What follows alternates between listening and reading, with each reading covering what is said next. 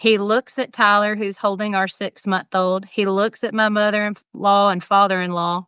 He looks back at me and he gives me the look you know that your kid's about to spit the bit, like they are about to embarrass you, and you're going to pay for your raising. And sure enough. Hey, y'all, and welcome. You're listening to the Cowgirl Confessions podcast. I'm your host, Dakota Dawn Johnson, small-town cowgirl with Southern roots, blazing a trail as a Midwest ranch wife, mama, and businesswoman. The mission of Cowgirl Confessions is to share the wonderfully wild and Western life stories of cowgirls from all walks of life. We'll talk about the highs, the lows, and everything in between when it comes to navigating careers, cowboys, kids, and cattle. Legendary cowgirl Dale Evans said it best. Cowgirl is a pioneer spirit, a special brand of American courage. The cowgirl faces life head on, lives by her own lights, and makes no excuses. Cowgirls take stands. They speak up. They defend the things they hold dear. A cowgirl might be a rancher, a barrel racer, a bull rider, or an actress, but she's just as likely to be a checker at the local Winn-Dixie, a full-time mother, a banker, an attorney, or an astronaut. If you're into wet saddle blankets, talks with God, buckets full of laughter, and the life lessons learned in the process, kick off your boots and settle in. I pray these stories encourage, empower, and give you just the leg up you need. Here's to embracing the cowgirl state of mind, no matter how wild and Western life may get along the way. Welcome to another episode of the Cowgirl Confessions podcast. Thanks for being here today, friend. Have you ever had a moment where you were just like, oh, I can't believe that was that long ago? Like, it seems like that was yesterday. Okay, well, I had one of those moments just this past week, and I have to share it with you because as we are coming up on the holidays, we have a 5-year-old and a 3-year-old, and we're in the thick of it, okay? In the best kind of way. As I've said before, our life is wonderfully wild and Western. I would not have it any other way. But I'm not at all exaggerating when I say it is wild and it is Western, more days than not. And so I got tickled the other day thinking about Christmas 2 years ago, okay? At this point, we had a 2, almost 3-year-old and not quite a 6-month-old.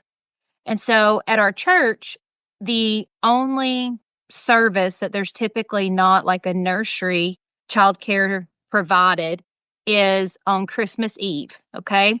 And this was going to be our first Christmas Eve service where our oldest, Monroe, was big enough to go up and be part of where they read like the children's Bible study. They do this in the middle of the service up at the front of the church. And it's like such a beautiful thing. They read this book, all the children gather round, like it really is special, okay? Not taking anything away from that. But as a mom with, like I said, an almost 6-month-old and then a very rambunctious 2-year-old leading up to this service, I'm just like, man, this is going to be pretty stressful Christmas Eve service we're sitting through, but we're going to go. We are going to go because that's what we do. It's a tradition, and we're going to make the best of it. And when I tell you that I'm like, everything's coming together. Everybody got in the car, no issues. Nobody like messed up their clothes on the way to church. Like, we're batting 100, okay? We're doing really good. Monroe is being such a big boy. McCrae hadn't made a peep through the first half of the service. And then it's time to go up there. And I did what I kind of think of myself, I don't want to be a helicopter mom, but I say I like teeter, in that department. Like I just want my kid to be well behaved. Okay. So I'm kind of being a helicopter mom, and I follow my 2, almost 3-year-old up here to gather with all the other kids. He's very independent, so he doesn't necessarily want me up there with him. So it's like I'm close enough to get a hold of him if I need to. If he's like going to try to interrupt the gentleman, telling the story in front of the church. But in our church, I'd say, on a Christmas Eve service that night, there's probably 450 people there. So Monroe sits there. He's quiet as a mouse, listens to the story. I'm like, things are all good. Like, thank you, Jesus. All these things I was worried about. I don't know why on earth I was so worried. I mean, all these thoughts are running through my mind in this very short little, story time. And then, then things take a very quick, abrupt turn in the story. So Monroe gets in front of me. They kind of dismiss the children to all go back to their seats. And then they're going to pick up the next portion of the service. And Monroe was one of the kids at the very kind of edge of all where all the kids were sitting, thank goodness. So he's one of the first ones to get up and head back to his seat. So I'm right behind him, walking. And he walks back to the aisle that we're sitting on.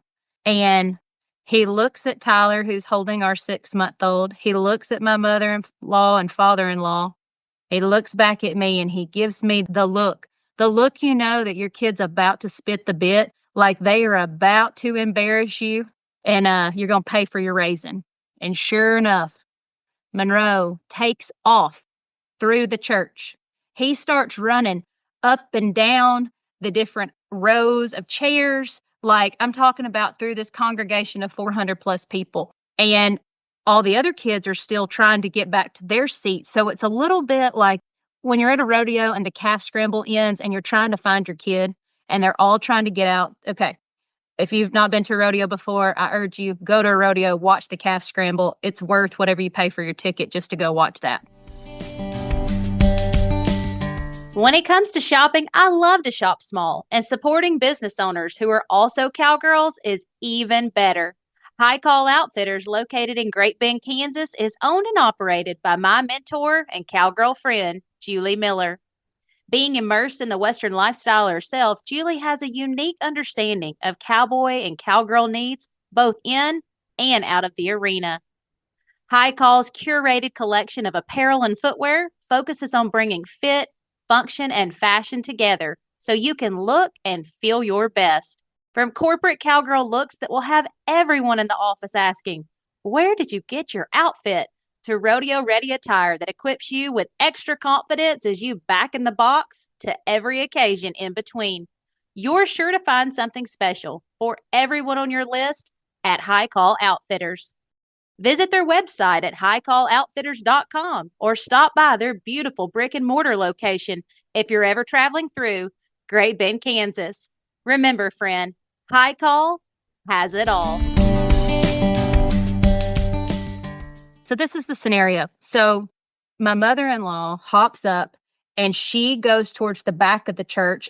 I'm like looking, I'm giving the mom look so hard. And I'm like edging up to the front of the church thinking, okay, one of us is going to catch him.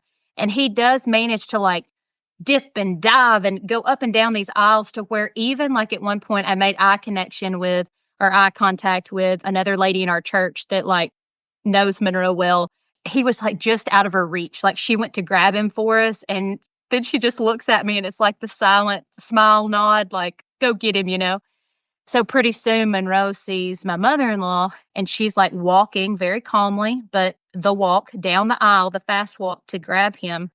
And as he has got his head turned and running, thank goodness he runs right into me. But I am now standing at the front of the church with our pastor getting ready to now bring the next part of the message. So I do get a hold of his little arm, his shoulder, and we make the walk. I do the forced smile back to the seat, and everybody that has caught on to what is going on here, they are having a good laugh at our little episode. One lady leaned over whenever we got back to our seats, and she said, "I think he might have just been feeling the Holy Spirit tonight." And I thought, yeah, he's feeling something because he dang sure just ran all over this church. And mind you, like our church service, they have it to where you can watch it online too. So I'm like, well, I'm sure all the folks at home that aren't here tonight joining us, they're getting a good laugh at this too. And I can say it from a place of like knowing that one moment does not define me. It does not define my child. It doesn't define mine and my husband's parenting skills. Like it was a brief moment. But I got to tell you, when I got back to my seat, I just felt so defeated. I felt like Oh my goodness. Like, why? Why, God? Why did this have to happen here tonight? And naturally, this is the town where we live is the town that my husband grew up in. And so there were a couple of his buddies that, after church was over and we've done like the candle lit part and, everybody's dispersing, come up to him and one guy was like, I knew I didn't even really have to look. I knew that if there was some youngin' running around this church, it was going to be a Johnson and just acting just like his daddy would, And then another guy, he said, I guess things are looking up, and Tyler's like, well, what do you mean? He's like, I think that our football teams just might have a chance. Like we got us a running back, future running back here, and so all in good fun, but I'm ready to get outside and get to the car. Just being really, really honest. I'm like, okay, I've about had all I want tonight. So let's just get to the car. And on my way out, we've got the family all together. We are making that exit, and a lady stops me. And I just thought, oh boy, um, I wasn't real sure what to think, but already in my head, I was upset about what had happened that night. And I had still a very rambunctious 2-year-old that was ready to just get outside, go play, go do something. He'd been sitting for far too long.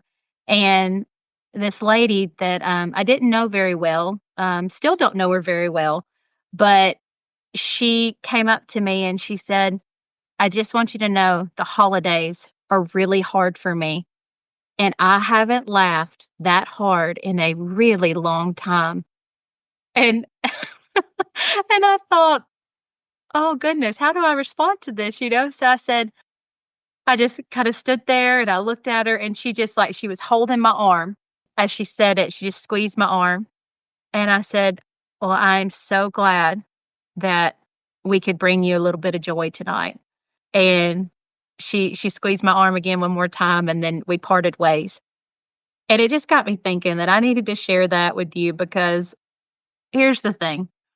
Those little moments that are going to happen that around the holidays, it feels like it happens a little bit more because I think we have sometimes these expectations of just wanting everything to be just right and just perfect and stand and smile for the photo. And you know what? Like, they're not ever going to be just right, but they're going to be yours and they're going to be your memories and your kids' memories and your family's memories.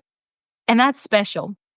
And in the middle of whatever it is that you're like, oh, you feel so defeated. Sometimes, like, there's people watching that, like, it maybe is truly inspiring them or helping them on a hard day, just like that was helping that woman that, I didn't really know her and I still don't know her, but she made me feel better that night coming up to me and just being like, this is a hard time of year for me. And I haven't laughed that hard in a really long time. So you know what? I'm glad. I'm glad that she could find some joy in the middle of what I felt like was just such a terrible moment. And now, 2 years later, I'm like, while our children could do any number of things that keep us on our toes at this point, it's not going to be that, right? It'll be something totally different, and it's something that we can look back on and laugh at this point about. Oh, you remember that time? Oh, I should mention too that the year after that, they did start providing. They started providing nursery on Christmas Eve during the service. So I mean, hey, that's probably a blessing for some other parents that if they've got kids that they don't feel like will sit still very long and stuff, that is something that's going to be provided at our church now. And I'm not going to say it was just because of our dear Monroe, but he might have inspired that to be something that they thought about doing. Anyway, friend, I hope that me sharing one of our holiday moments will get you reflecting on some of your favorite holiday memories or just memories in general that you might have thought, man, why did it have to work that way at the moment? But looking back, you can have a good laugh at it and know that, it might have helped somebody else during a time of year that they really needed something to smile about. And you could have helped them do that. So have a wonderful, wonderful Christmas and a happy new year. I am just so, so grateful for you being here. And if you're listening to this sometime not around Christmas or at the beginning of the year, you're just now stumbling upon us. Thanks for being here. And I'm just so grateful to have you as part of the Cowgirl Confessions community. God bless. Thank you for spending your time with me on the Cowgirl Confessions podcast. I'm so glad y'all stopped by.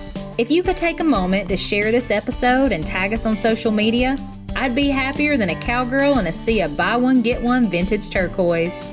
Subscribe to make sure you don't miss an episode. New episodes will be released bi-monthly. Please leave us a review if you feel so led by going to iTunes. Your feedback will really help us breed the idea of grabbing life by the horns with a cowgirl state of mind into women across the globe. Some that may have never even had the privilege to throw their leg over a horse, but could most certainly use the cowgirl state of mind while navigating life. Thanks again, y'all. Until next time, keep pursuing your dreams with that all go and no woe mentality. Remember, you're writing a story that's worth saddling up for, sister.